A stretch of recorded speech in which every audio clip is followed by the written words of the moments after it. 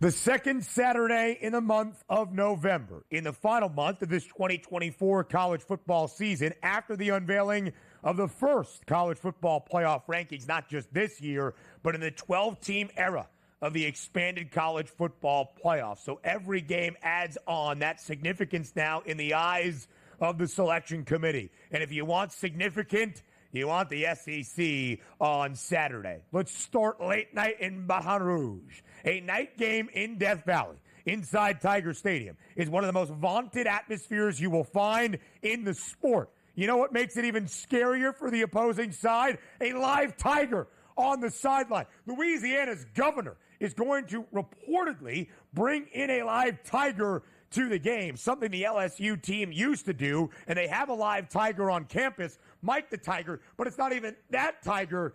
Again, it's just the greatness of college football. It's Alabama, it's LSU. The Crimson Tide, number 11 in the first CFP rankings. LSU barely staying in the top 15 at 15th overall. In the Crimson Tide, Joe, a 2.5-point road favorite in Baton Rouge.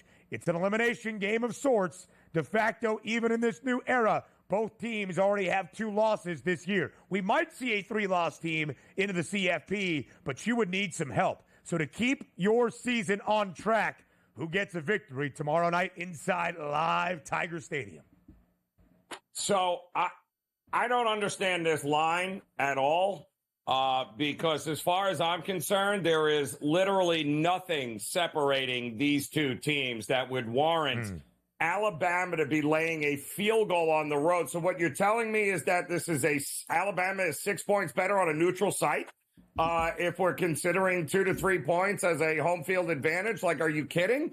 I don't think so here. Not to mention, I think there is a serious issue with the books and the lines this year in the SEC. Why? Because it's parity, people, and we're not used to seeing that in the SEC. Underdogs in the SEC league play, guys, are 29-13 against the number this year in the SEC. 29-13. The dogs have been cashing left and right. Why? Because of parity. So when all things being equal, if I have a home team like LSU with a track record of being able to show up at night on their own home field as an underdog, not to mention I have Brian Kelly, who has been absolute money in this spot over the years, 20-11 against the number with extra time to prepare both these teams off the bye. He's also 28-13-1 as an underdog of at least a field goal. The wrong team is favored. LSU at home should be the favorite, which means there is a ton of value with backing LSU in this game. What a great stat that is. In a year of parity, in a generational season for teams around the country and in the SEC, performing in ways we have not seen in decades. 29-13 underdogs in SEC action. That is conference games.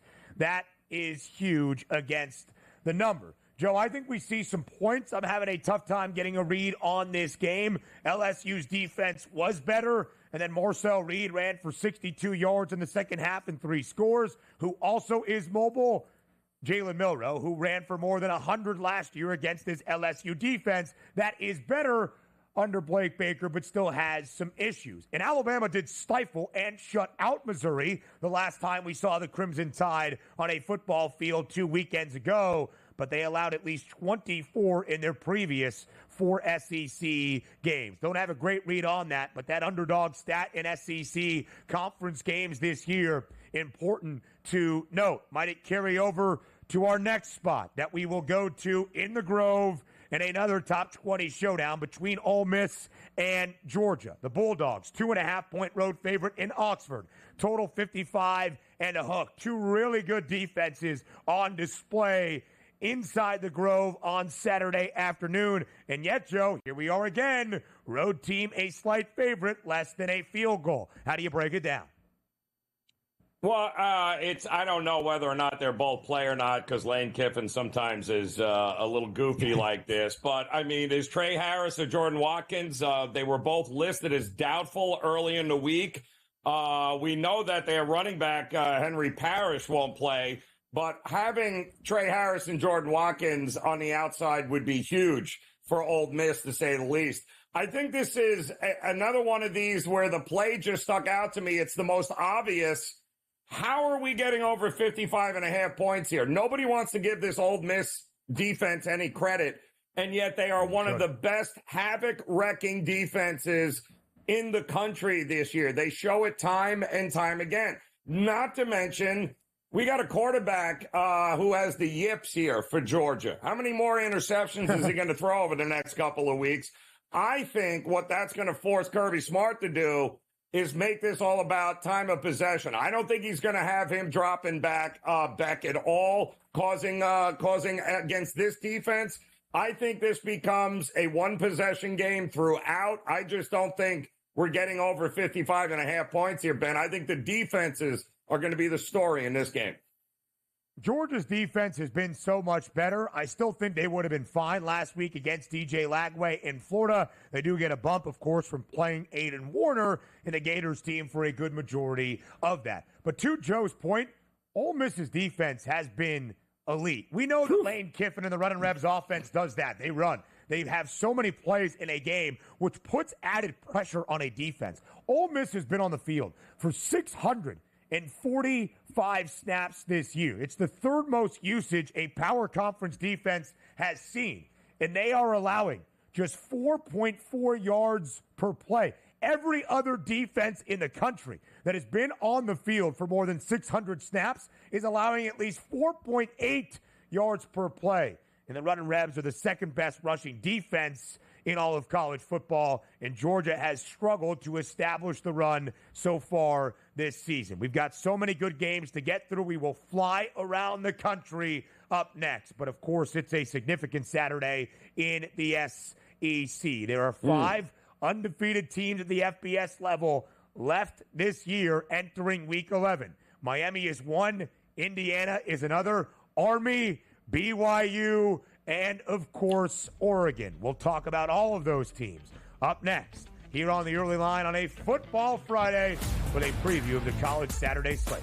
The Miami Hurricanes are a perfect 9-0 for the first time since 2017, and Miami is a double-digit favorite this weekend in Atlanta against Georgia Tech.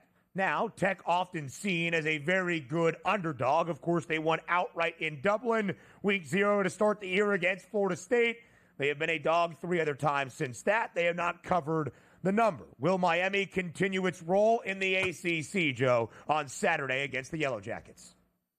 Is Haynes King playing? Is he not playing? That's going to be, of course, the big question. They think he's going to go. They were hoping he was going to be back. Quite honestly, I don't think it matters. I usually break out in hives, and I have been all year long thinking about the last time Georgia Tech and Miami played, and I had to watch, instead of Mario Cristobal, tell the Miami quarterback Van Dyke to just kneel on the ball since the game was over. They decided to run a play and then fumbled it, and then Haynes King came back and won that game 3 plays later. I don't think that's going to happen this game, but I also don't trust Miami early. They seem to be playing from behind a lot here, Ben. Have you noticed that? Yeah. So if I was going to look at Georgia Tech, I would look at Georgia Tech in the first half, and then I would look for a live betting opportunity to come right back in on Miami in the second half. I think that's the way you play these games from here on out with them. Yeah, I think so as well, Joe. But the Canes have been really good up front, one of the better rushing defenses in the country, whether it's Haynes King or Zach Pyron. I'm not sure it really matters, but again, it's a double-digit spread, and as a double-digit dog entering this year, the Bees were 7-3 against the number with Brent Key. They are now just 7-5 ATS. The Holy War in the 102nd edition of it. Saturday night in Salt Lake between BYU and Utah. Back as conference rivals, in-state foes as well. BYU only 9th. Despite a perfect 8-0 record in the first CFP rankings. And, Joe, this feels like a trappy spot. 3-point spread in favor of the Cougs. Utah is not the team we expected entering this year. Who's playing quarterback? Anybody's guess is as good as anybody else's. But Utah is great defensively. Is BYU on upset alert Saturday night at Rice-Eccles? Gotta love this one, right? Could this be the swan song here for Utah and Willingham. But listen, the points that Utah have scored in the last 5 games, you ready? 22, 10, 19, 7, and 14. Now, they did make a change at the offensive coordinator position, and they had a bye week to try to figure this out no matter who the quarterback is. But because of those low scorings, they've lost 4 of those 5 games. They only beat Oklahoma State barely, and Oklahoma State has lost 6 in a row. So I do think BYU's defense is starting to show cracks. I think teams are starting to figure it out here a little bit. They've scored 28, 19, 35, and 24 points again. So I think Utah at home has a good opportunity to win this game outright. I think defensively they'll be able to hold BYU. This is another one, Ben, where how are we getting points exactly with these 2 defenses and these 2 offenses? Yeah, don't know. Utah under in 7 of 8 games. Joe, let's fly around. Indiana is perfect. 9-0 to start a season for the first time ever in program history. Indiana is favored to beat Michigan in a football game for the first time since 1968. And it's not by a point or a field goal or a touchdown. Nope. It's more than 2 TDs. IU laying 14.5 in Bloomington against the reigning national champs, who have certainly not been that this season. Joe, how do you see Saturday in Bloomington playing out between Indiana and Michigan? What do the kids say? Yeah, Indiana by 1 million. Don't overthink it. Stop waiting for Indiana to fall all over themselves. They won't do it. I like them in the first half as well, Ben. It's a great look, Joe. They had not trailed in a game until last week against Michigan State. They showed their resolve. They had not given up an opening quarter score since the season opener until last week against Michigan State. Indiana, the only team in the country that ranks top 10 in scoring, in total offense, and in scoring in total defense. Big 12 bash on Saturday afternoon in Lubbock. Colorado still in the hunt for a Big 12 championship. Now a 4.5-point favorite against Texas Tech. Are the Buffs on upset alert in Lubbock? Yeah, I think they are, but I also think the over is the best look in this game. Expect a ton of points from these 2 offenses. Yeah, it's going to be very difficult for either side to contain the other. Colorado not great against the run, 4.1 yards per pop. Enter Taj Brooks, who has had at least 109 rushing yards in every single game. And Texas Tech is the 2nd worst passing defense in the country. We'll show you the rest of the CFB slate. And then pick 6 next. Live right here on a Football Friday on the early line on SportsGrid. Before we get to our Week 10 Pick 6 and the NFL weekend and our favorite picks and bets, let's take one final look at other notable Week 11 college football games on this second Saturday in November. Oregon is the number 1 team in the CFP rankings. They have been the number 1 team in the AP poll for the last 3 weeks. And Joe, they look the part of it. Back inside Autzen as a 23.5-point favorite against Maryland. Texas laying more than 3 touchdowns against Florida. The Gators quarterback situation a little bit precarious. Penn State hoping to bounce back to Ohio State. A great favorite, a bad underdog. It's why the Nittany Lions are laying near 2 touchdowns against Washington. A game we all circled early in the year. Florida State headed to South Bend to take on top 10 Notre Dame. Not anymore. FSU stinks. 25.5-point spread in favor of the Irish. How will Ashton Genty add to his Heisman Trophy campaign? And Army looks to stay unbeaten and improve to 9-0 with a tricky one against a really high-powered North Texas offense led by their quarterback, Chandler Morris. Joe, of all those games, all 6 on your screen, which gets your most attention?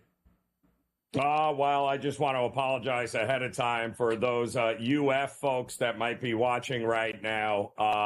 Don't watch this game against Texas. It's not going to be pretty. And, Ben, if I'm a Florida State fan, the team blows, but I can cash a ticket by betting their team total under every week from here on out, which is exactly what I'm going to do.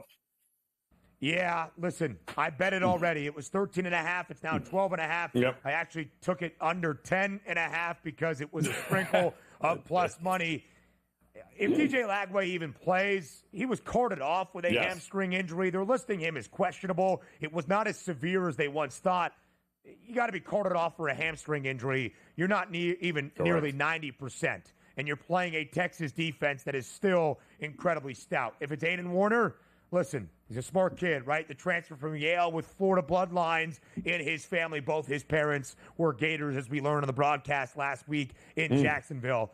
It's going to be incredibly difficult. Total is dropping as well for the game overall. 49.5 is now 47 and a hook. I like the total to the over between Oregon and Maryland. Maryland has played to the over in 7 of 8 games. They can't stop anybody in Big Ten play. Oregon names its number. And again, Penn State in the last 2 years is 2.5 years now. 28-1 straight up as a favorite. The only loss in the Peach Bowl last year against Ole Miss as a dog. 5 times against Ohio State, 3, and Michigan twice. They're 0-5. But when it's not the Buckeyes or the Wolverines, Penn State's pretty good. I expect a bounce back. Army in North Texas, man. If Bryson Daly plays, over. If he doesn't, you got to worry about the Black Knights in this spot. Of course, he was ruled out late last week. Dwayne Coleman led Army to a big victory over Air Force.